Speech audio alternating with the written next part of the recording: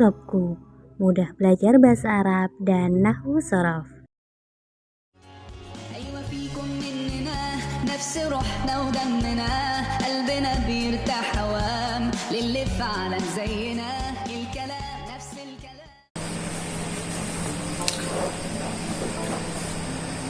Assalamualaikum warahmatullahi wabarakatuh. Perkenalkan, nama saya Rizal Saiful Najib, mahasiswa Prodi PPA semester 2. Di sini saya akan menjelaskan tentang model-model nahwu modern. Sebelum kita lari ke penjelasan model-model nahwu modern, kita harus tahu apa itu nahwu modern. Nahwu modern sendiri adalah pembaharuan dari nahwu klasik, yang pembaharuan tersebut dilakukan oleh para linguis modern. Pada dasarnya pada tahun 1258 sampai 1798, nahwu cenderung mengalami kemunduran, sehingga para linguis modern seperti halnya Ibrahim Mustafa, Abbas Hasan, Mahdi Al-Makhzumi, Al-Jawari, Shauqi Dhaif, dan Tamam Hasan itu melakukan pembaharuan pada nahwu klasik dan menyusun nahwu modern. Kemudian nahwu modern sendiri itu memiliki model-modelnya. Yang pertama yaitu model midrasi, yaitu model studi nahwu berdasarkan kaidah-kaidah nahwu klasik demi kepentingan pembelajaran bahasa Arab. Kritik model ini terhadap nahwu klasik pada sistematika penyusunan bab. Jadi nahwu midrasi ini tetap menggunakan kaidah-kaidah nahwu klasik, tetapi dia itu melakukan sistematika bab-bab seperti yang sudah saya contohkan pada mid mappingnya. Model midrasi ini tetap menggunakan kaidah-kaidah nahwu klasik demi kepentingan bahasa Arab. Dia tetap menggunakan kaidah-kaidah nahwu klasik, tetapi yang berbeda adalah sistematikanya, yaitu dengan penyusunan bab. Seperti contoh di sini, dengan menyusun pembelajaran nahwu secara runtut dengan bab-bab, seperti dimulai dari bab kalam dan seterusnya. Kalau nahwu modern, dia itu lebih meruntutkan bab. Seperti hanya kita ambil dari kitab-kitab pembelajaran nahwu yang dimulai dari bab kalam, kemudian bab i'rab, alamatil i'rab, sampai ke bab marfu'atil asma, mansubatil asma, makhfudatil asma. Seperti itu, diruntutkan. Jadi untuk model midrasi ini tetap runtut dengan kaidah-kaidah yang sama dengan nahwu klasik, tetapi menggunakan sistematika yang berbeda. Model yang kedua yaitu model zahiriyah. Model zahiriyah merupakan model pembaharuan nahwu modern yang dikembangkan dengan metode simai atau istiqra. Contoh dari model ini yaitu penolakan Ibnu Mada terhadap praktik qiyas, ilat, amil, dan takwil. Nah, model zahiriyah ini, tokoh dari model ini adalah Ibnu Mada dan Abu Hayyan.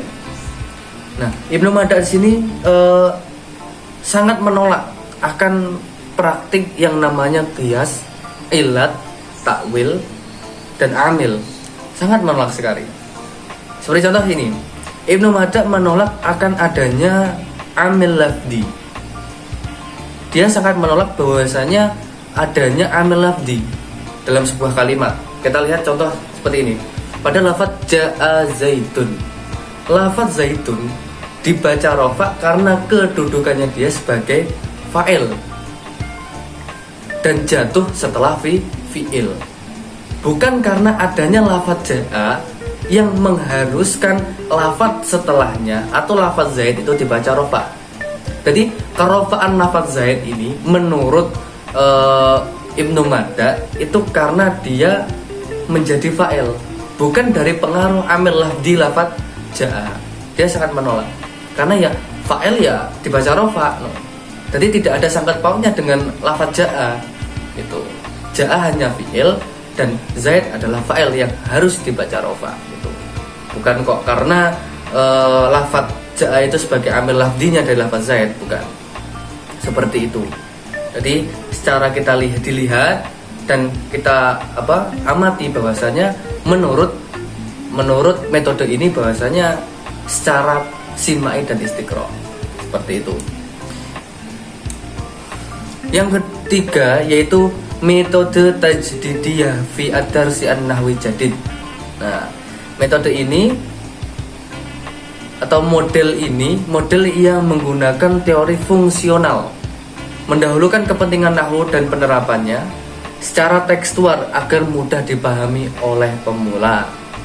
Nah, seperti contoh, yakni seperti yang dilakukan oleh Ibnu Hamdun tentang metode tajrid wa takrir. Nah, metode atau model yang ketiga ini itu lebih mementingkan teori fungsional atau bisa kita ketahui yaitu mementingkan fungsi dari lafaz tersebut, gitu, mendahulukan fungsinya. Seperti yang dilakukan oleh Ibnu Hamdun tentang metode tajrid wa takrir.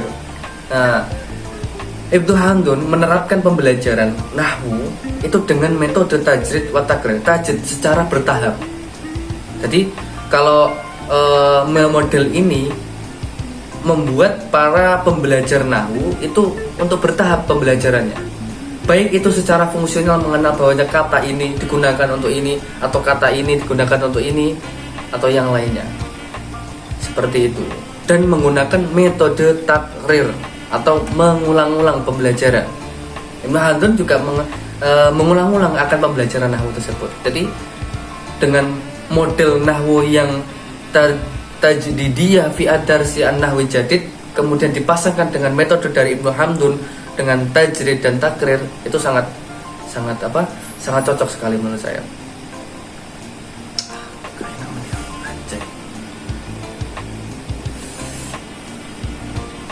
Yang ketiga yaitu metode tajdidiyah fi ad-darsi an-nahwi jadid. Model yang menggunakan teori fungsional, mendahulukan kepentingan nahwu dan penerapan tekstual agar mudah dipahami oleh pemula. Seperti contoh, seperti yang dilakukan oleh Ibnu Hamdun tentang metode tajrid dan takrir. Nah, model nahwu model yang ketiga itu menggunakan model tajdidiyah fi ad-darsi an-nahwi jadid, yaitu dengan menggunakan model yang menggunakan teori fungsional. Jadi model ini menggunakan bahwasanya lafadz ini fungsinya untuk ini atau lafadz ini fungsinya untuk ini, lebih ke fungsionalnya, mendahulukan kepentingan nahwu dan penerapan tekstual. Nah, pemahaman tentang nahwunya kemudian penerapan secara tekstualnya.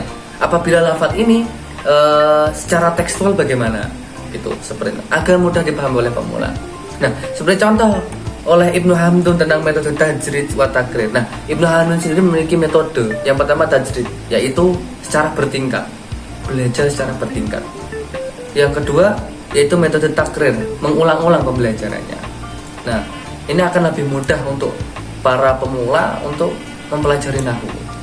Itu dengan metode yang ketiga atau model yang ketiga yaitu tajdidiyah fi ad-darsi an-nahwi jadid. Nah, begitulah keterangan saya atau penjelasan saya tentang model-model nahwu modern. Apabila ada kesalahan dari saya mohon maaf. Saya akhiri. Wassalamualaikum warahmatullahi wabarakatuh.